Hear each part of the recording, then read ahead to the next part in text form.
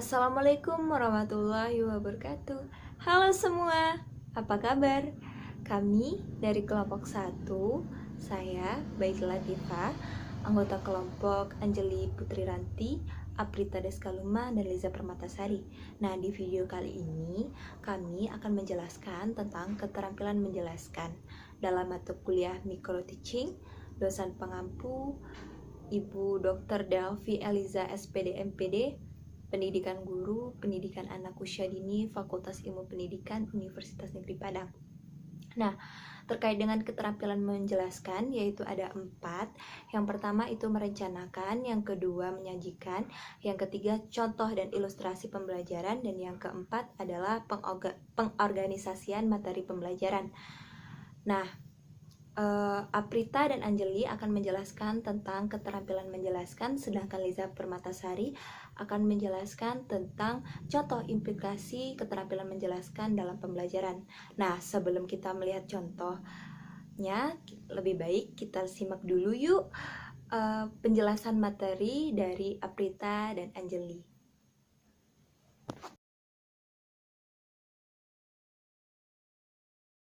Baiklah, saya Aprita Deskaluma. Saya akan menjelaskan materi pertama, yaitu tentang merencanakan.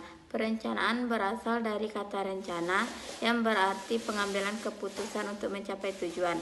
Menurut Eli, sebagaimana dikutip Sanjaya mengatakan bahwa perencanaan itu pada dasarnya suatu proses dan cara berpikir yang dapat membantu menciptakan hasil yang diharapkan. Pendapat di atas dapat menggambarkan bahwa setiap perencanaan dimulai dengan menetapkan target atau tujuan yang akan dicapai. Selanjutnya, berdasarkan penetapan target atau tujuan tersebut dirumuskan bagaimana mencapainya. Menurut Sanjaya, perencanaan pembelajaran adalah proses pengambilan keputusan secara rasional tentang tujuan pembelajaran tertentu dengan memanfaatkan segala potensi dan sumber belajar yang ada. Menurut Soekanto, perencanaan pembelajaran ini merupakan suatu proses untuk menentukan metode pembelajaran manakah yang lebih baik dipakai guna memperoleh perubahan yang diinginkan pada pengetahuan dan tingkah laku serta keterampilan peserta didik dengan materi dan karakteristik peserta didik tertentu. Selanjutnya, materi yang kedua yaitu penyajian. Teknik penyajian pelajaran adalah suatu pengetahuan tentang cara mengajar yang dipergunakan oleh guru. Teknik penyajian merupakan teknik yang dikuasai oleh guru untuk mengajar atau menyajikan bahan pelajaran bagi siswa di dalam kelas agar pelajaran tersebut dapat ditangkap atau dipahami dan digunakan oleh siswa dengan baik. Dalam penyajiannya perlu diperhatikan hal-hal sebagai berikut. Yang pertama, bahasa. Bahasa yang diucapkan harus jelas dan enak didengar, tidak terlalu keras dan tidak terlalu pelan, tetapi dapat didengar oleh peserta didik. Yang kedua, gunakanlah intonasi sesuai dengan materi yang dijelaskan. Yang ketiga, gunakanlah bahasa Indonesia yang baik dan benar, serta hindarkan kata-kata yang tidak perlu seperti ya, ya toh. Hal ini perlu dilatih dan dibiasakan. Yang keempat, bila ada istilah-istilah khusus atau baru, berilah definisi yang tepat. Yang terakhir, perhatikanlah apakah semua peserta didik dapat menerima penjelasan dan apakah penjelasan yang akan diberikan dapat dipahami serta menyenangkan dan dapat membantu membangkitkan motivasi belajar mereka. Oke, sekian materi dari saya. Assalamualaikum warahmatullahi wabarakatuh.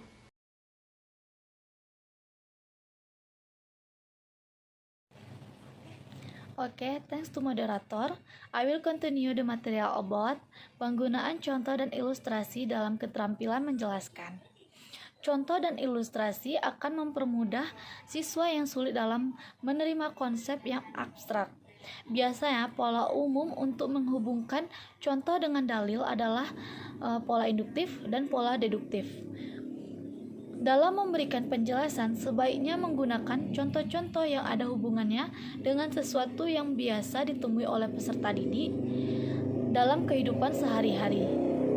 agar penjelasan yang diberikan dapat dipahami sesuai dengan tujuan yang diharapkan. Dalam penyajiannya perlu diperhatikan hal-hal sebagai berikut. Yang pertama adalah bahasa yang diucapkan harus jelas dan enak didengar, tidak terlalu keras dan tidak terlalu pelan, tapi dapat didengar oleh seluruh peserta didik. Yang kedua, menggunakan intonasi yang sesuai dengan materi yang dijelaskan. Yang ketiga, menggunakan bahasa Indonesia yang baik dan benar. Yang keempat, bila ada istilah baru, berikanlah definisi yang tepat. Agar guru dapat menggunakan keterampilan menjelaskan dalam pembelajaran dengan baik, ada beberapa prinsip yang perlu diperhatikan. Prinsip-prinsip penggunaan keterampilan dasar mengajar tersebut adalah: yang pertama, penjelasan dapat diberikan di awal, di tengah, ataupun di akhir jam pelajaran, tergantung pada keperluannya. Penjelasan juga dapat diselingi dengan tujuan pembelajaran. Yang kedua, penjelasan harus relevan dengan tujuan pembelajaran. Yang ketiga, kita dapat memberikan penjelasan apabila ada pertanyaan dari peserta didik ataupun yang telah kita rencanakan sebelumnya. Yang keempat, materi penjelasan harus bermakna bagi peserta didik. Yang terakhir, penjelasan harus sesuai dengan kemampuan dan karakteristik peserta didik. Lalu selanjutnya, pengorganisasian materi. Pengorganisasian materi menyusun dan menyiapkan materi menggunakan dari berbagai sumber dan melakukan pengaitan dengan mata pelajaran lain. Langkah-langkah pembelajaran dengan keterampilan menjelaskan terdapat 5 tahap dalam penjelasan, yaitu yang pertama, menyampaikan informasi secara sederhana. Menyampaikan informasi adalah memberitahu dalam konteks pembelajaran. Menyampaikan informasi adalah memberitahu peserta didik tentang definisi-definisi atau pengertian-pengertian dasar tentang materi pembelajaran. Yang kedua, menerangkan. Pada tahap ini, guru menguraikan istilah-istilah asing yang belum dikenal peserta didik. Yang ketiga, menjelaskan langkah inti. Di sini adalah penjelasan. Penjelasan dimaksud untuk menunjukkan mengapa, bagaimana, dan untuk apa. Pola penjelasan ini berupaya membuktikan hubungan antara dua hal atau lebih yang saling mempengaruhi, bahkan menunjukkan sebab akibat. Lalu yang terakhir, pemberian contoh untuk meyakinkan pemahaman peserta didik terhadap materi yang telah dijelaskan. Berilah contoh konkret secara nyata. Langkah terakhir di dalam penjelasan adalah latihan.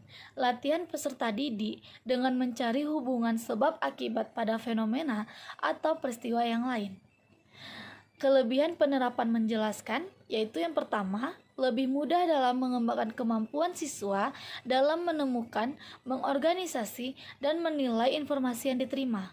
Yang kedua, lebih mudah dalam memancing meningkatkan kemampuan siswa dalam membentuk dan mengungkapkan pertanyaan-pertanyaan yang didasarkan atas informasi yang lengkap dan relevan. Yang ketiga, mendorong siswa untuk mengembangkan ide-ide dan mengemukakan ide-ide tersebut. Dan yang keempat, dapat mengatasi masalah pembelajaran yang diikuti oleh jumlah peserta didik yang besar.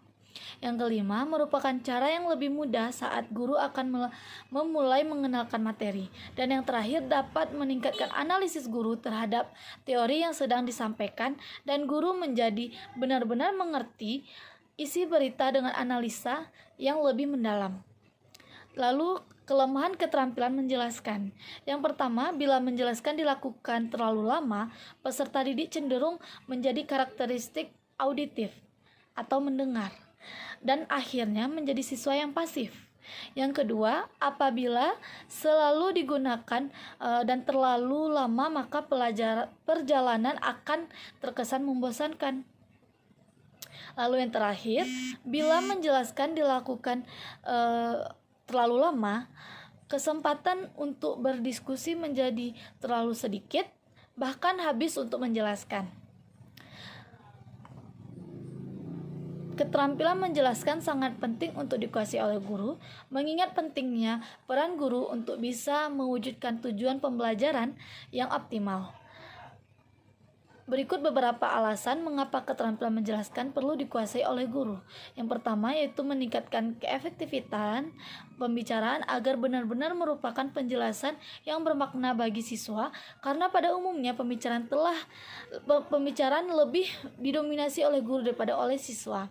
Yang kedua, penjelasan yang diberikan oleh guru kadang-kadang tidak jelas bagi muridnya, tetapi hanya jelas bagi guru itu sendiri. Oleh karena itu, kemampuan mengelola tingkat pemahaman murid sangat penting dalam memberikan penjelasan. Yang ketiga, tidak semua murid dapat menggali sendiri pengetahuan dari buku atau dari sumber lainnya. Oleh karena itu, guru perlu membantu menjelaskan hal-hal tertentu. Dan yang terakhir, kurangnya sumber yang tersedia yang dapat dimanfaatkan oleh murid dalam belajar. Guru perlu membantu murid dengan cara memberikan informasi lisan berupa penjelasan yang cocok dengan materi yang diperlukan. That's all for me. Back to moderator.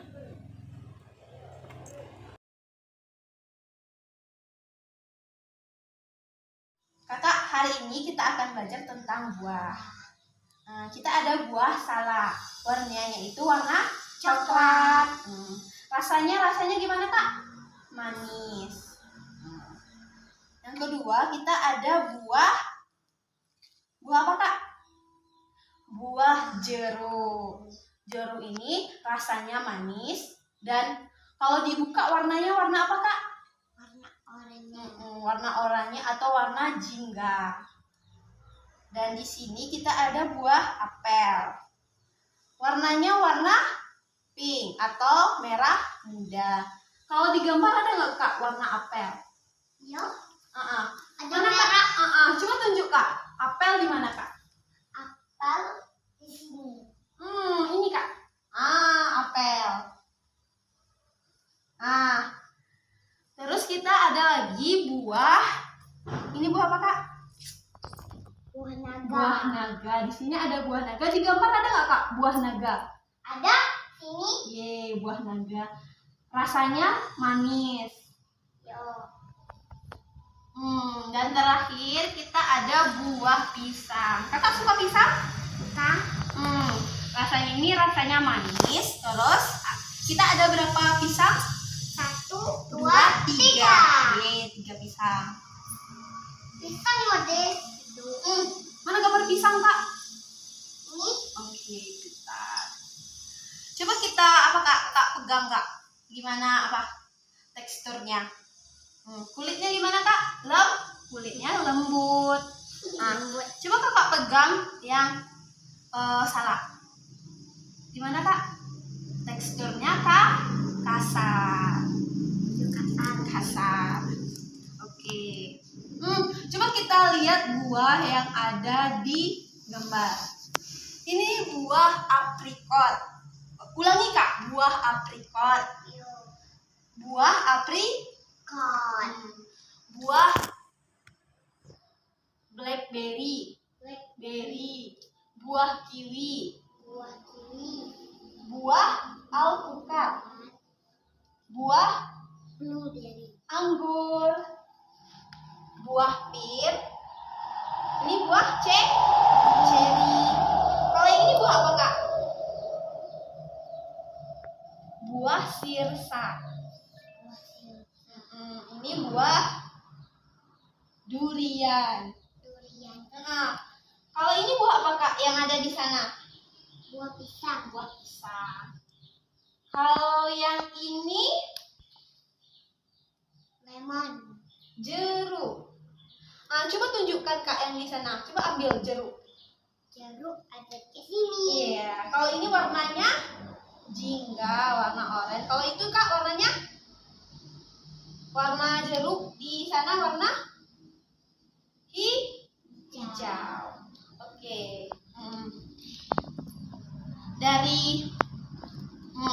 Dari buah ini ada banyak manfaat. Ada unsur vitaminnya, unsur mineral, dan untuk buah ini baik untuk pencernaan. Ada ada vitamin A, vitamin B, vitamin C. Dan itu baik untuk tubuh kakak. Kakak suka buah yang mana, Kak? Coba pilih, Kak. Yang ini. Yang ini buah Buah apel. apel.